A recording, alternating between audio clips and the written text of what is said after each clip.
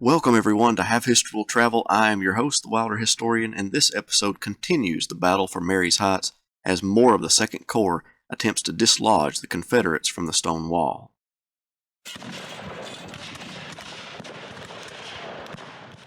Generals Howard, Hancock, and Couch met on George Street in Fredericksburg to attempt to make sense of the carnage that their troops were marching into.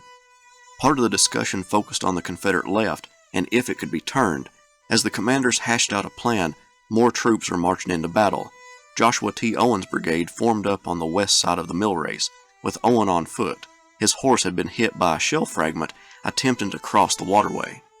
The Confederates shored up their line by sending in Kershaw's brigade of South Carolinians to extend the line to the right and the 25th North Carolina to take the place of the 24th North Carolina, while the latter moved to the left.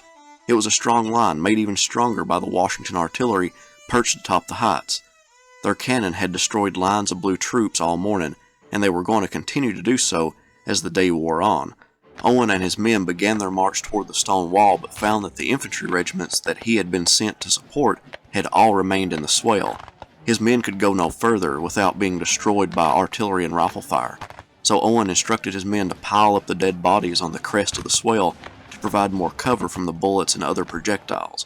Owen, in an attempt to minimize the danger to the rest of his brigade, sent some of his troops from the 69th Pennsylvania to occupy the buildings on the right and use their accurately aimed rifles to damage the rebel line and relieve some of the rest of his men. However, the men from Washington artillery found their range on the building and turned them into a wreck, as one soldier described it. While this was going on, Colonel Norman Hall's brigade formed up to the right and rear of Owen's men. It was about 3 p.m. when Hall's men stepped off. The 19th Massachusetts, preemptive of the order, dashed across the mill race first. Its ranks got hit by a combination of lead and iron, which drove the men back through the ranks of their comrades.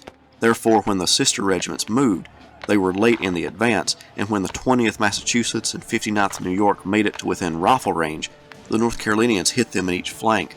Finally, the 19th made it into line, but on the far left, the 7th Michigan, unanchored, took enfilade fire and gave way.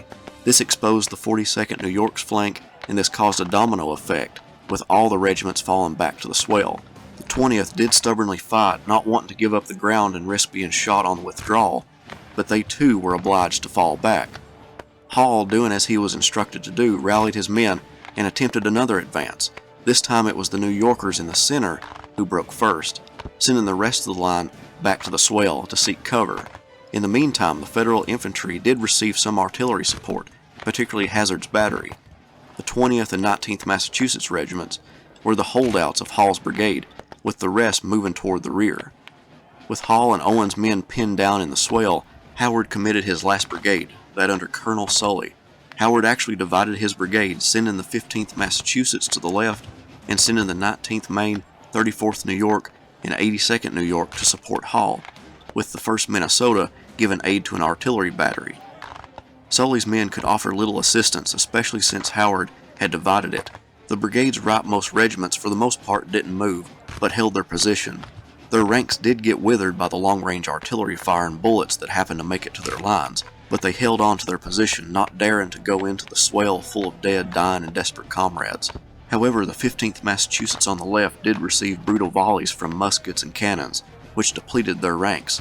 The 2nd Corps had been decimated in its attempt to dislodge Longstreet's men, and to the dismay of many Federal troops, 2 more corps would try their hand at attacking Marye's Heights.